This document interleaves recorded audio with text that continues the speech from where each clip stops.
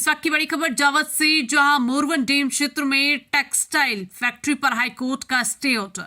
नीमच जिले के जावत क्षेत्र के मोरवन डैम क्षेत्र में निर्माणाधीन सुविधि रियांस टेक्सटाइल फैक्ट्री को लेकर चल रहे विवाद पर मध्य प्रदेश हाईकोर्ट ने महत्वपूर्ण हस्तक्षेप किया। इंदौर खंडपीठ ने सोमवार को जनहित याचिका पर सुनवाई करते हुए यथास्थिति बनाए रखने का आदेश जारी किया। दरअसल ये याचिकाकर्ता अरविंद द्वारा आरोप लगाया गया था कि जिस भूमि पर फैक्ट्री का निर्माण किया जा रहा है वो चरनोई गोचर के रूप में दर्ज है। याचिका में कहा गया है कि इस भूमि को सुविधि रियांस टेक्सटाइल प्राइवेट लिमिटेड भिलवाड़ा को व्यावसायिक इस्तेमाल के लिए गलत तरीके से आवंटित किया गया है। जमीन थी जिससे पूरी आबादी और आसपास का क्षेत्र परेशान हो, ऐसी जगह उन्होंने चिन्हित की और उसको ऐसा मोड़ने का काम किया कि आंदोलन जो कर रहे हैं ये रोजगार के खिलाफ आंदोलन कर रहे हैं।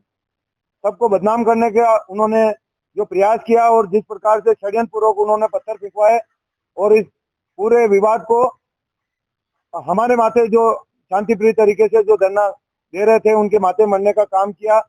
ये अरविंद जिसने शुरू में आवेदन दिया, एसडीएम कार्यालय से परमिशन लेके आए कि हम शांतिप्रिय तरीके से बैठेंगे, इसका और इसकी पत्नी का, इसकी बहन का, इसके पिताजी का, सबके ऊपर मुकदमा दर्ज कर दिया। जबकि उस दिन घटना स्थल पे एक भी परिवार का कोई सदस्य नहीं था।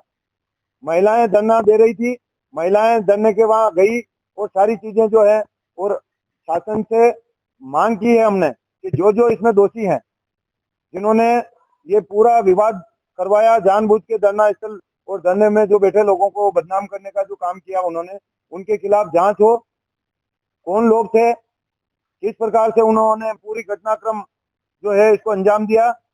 उसके बाद मुकदमा दायर करके सब लोगों के ऊपर एक डराने के लिए उन्होंने कि हमारा काम जो है निरंतर चलता रहे और कोई भी आवाज हमारे खिलाफ नहीं निकाल पाए। ऐसी स्थिति, जो गांव के दूसरे लोग भी थे, कई इसमें बीमार थे, जिनका एक रतनलाल जी तो यहाँ डायलिसिस का, उनके जो हफ्ते में 2 बार डायलिसिस होता है, वो यहाँ थे, उनके ऊपर भी मुकदमा दर्ज कर दिया। कैसे भी करके वहाँ के जो लोग इस आंदोलन में थे उनको दबाने के लिए इन्होंने पूरे प्रयास किए। याचिका को लेकर बात करें, याचिका के बिंदु क्या बनाए गए थे, किस तरह पार्टी बनी, किन विषयों को लेकर आपने याचिका दायर करी और न्यायालय ने किस मुद्दे पर सुनवाई करी? देखो, ये गोचर की भूमि है, शुरू दिन से हम कह रहे हैं, और 2007-8 में गांव के लोगों को ये जमीन आवंटित हुई थी। उन्होंने रतन जोत लगाने के नाम से ये जमीन मांगी थी, उनको आवंटन भी हुआ था और उसमें गांव के जागरूक लोगों ने उस समय भी इसका विरोध किया कि ये जमीन जो है गोचर की जमीन है, गांव के लोग इस पर अगर कब्जा करेंगे तो ये गौ माता कहाँ जाएगी। उस बात को लेके उस समय जो तत्कालीन जो अधिकारी थे उन्होंने वापिस उनका जो है आवंटन निरस्त किया और उसमें स्पष्ट उन्होंने लिखा ये गोचर की भूमि है और ये गौ माता के चरने की जो भूमि है इसको यथास्थिति रखा जाए। उसके बाद 2017 में इन्होंने इस भूमि को आवंटन के लिए उसी फाइल को आगे बढ़ाया और आवंटित ये भूमि इन्होंने उद्योग विभाग के नाम से करा ली, जिसमें जो फाइलें थी, पंचनामे से शुरुआत होती है, पटवारी का पंचनामा, उसमें 3 जनों के हस्ताक्षर थे। वहीं से त्रुटि करते करते और अधिकारियों ने बिना देखे आनंद फानन में, क्योंकि ये मंत्री थे उस समय। और वही याचिकाकर्ता की ओर से वकील ने कोर्ट में तर्क दिया कि भूमि निस्तार पत्रक में गोचर भूमि के रूप में सुरक्षित है। उन्होंने बताया कि मध्य प्रदेश भूमि राजस्व संहिता 1959 के अनुसार ऐसी भूमि को किसी प्रकार के व्यवसायिक प्रोजेक्ट के लिए आवंटित नहीं किया जा सकता। मामले में किसान नेता पूरणवाला हीर ने प्रेस वार्ता कर मीडिया को इसकी जानकारी दी।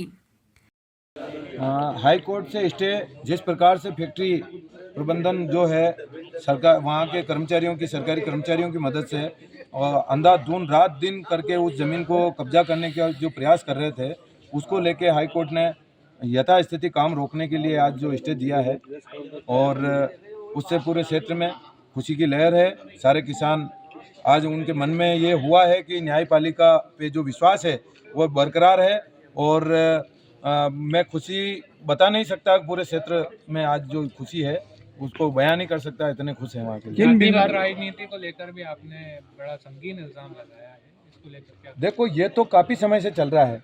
हमारे यहाँ सखलेचा जी जो हैं वो जैन हैं और उन्होंने कई मुख्य पदों पे जो समाज के उनके जो नज़दीक लोग हैं उनको बिठाया है और अभी जो एसडीएम महोदय हैं वो भी जैन हैं।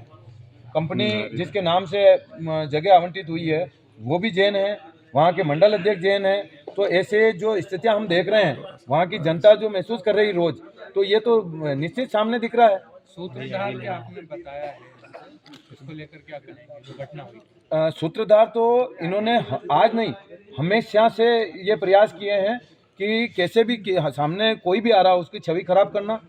आंदोलन शांतिप्रिय तरीके से कर रहे हैं, हम यहाँ छोटे स्तर से उठे हुए हैं और जो भी काम करेंगे, ये आज बड़े पद पे बैठे हैं, किसी को भी के फोन करके और सामने किसी को भी खड़ा कर देंगे विरोध करने के लिए, विवाद करने के लिए, क्योंकि सत्ता इनके हाथ में है। प्रशासन जो जावद में जो कर्मचारी हैं, इनके हिसाब से इन्होंने बिठा रखे हैं और जब एमएसएमई मंत्री थे तब से जो कर्मचारी वहाँ जमे हुए हैं और जब ये लाए थे तो इनके द्वारा तानाशाही करके, पहले भी मैंने बताया कि सिंगोली के पास में एक ब्राह्मण है शर्मा जी, और उन्होंने गौशाला खोल रखी थी, तो उस गौशाला को इन्होंने जेसीबी चलवा के तुड़वा दी। तो ऐसे प्रकरण दबाने के लिए अभी बीच में भी 2-3 झूठे मुकदमे बने हैं, एनडीपीएस के केसों में इन्होंने झूठे लोगों को फंसाया है। सर, किन बिंदुओं पर याचिका दायर की गई थी? हमने जो है गलत तरीके से इनको जमीन आवंटित हुई, गोचर की भूमि थी, वहाँ जो है पानी, पूरा क्षेत्र वहाँ से पानी पीता है, पानी दूषित होगा ये सारे, और वहाँ खेल मैदान है, वहाँ हॉस्पिटल बन रहा है, वहाँ स्कूल है, और सारे आबादी जो 200 मीटर दूर आबादी है, ये सारी चीज़ों को लेके हमने वहाँ याचिका दायर की थी। स्टे आया है, उसके बाद जो आगे की आपके आंदोलन की रूपरेखा थी, जल सत्याग्रह, ये करेंगे कि क्या रहेगा आगे? वो सब निरंतर जारी रहेगा जब तक हमको पूरा न्याय नहीं मिल जाता। वो जमीन जो है चरनोई की गौ माता के नाम दर्ज नहीं हो जाती। अगर रिकॉर्ड में आधी जमीन दर्ज है, आधी चरनोई के नाम से दर्ज है, आधी चरागाह के नाम से दर्ज है, जब तक वो गौशाला के नाम से दर्ज नहीं हो जाती, हमारा जो है ये विरोध जारी रहेगा। जावद से महमूद हुसैन की रिपोर्ट।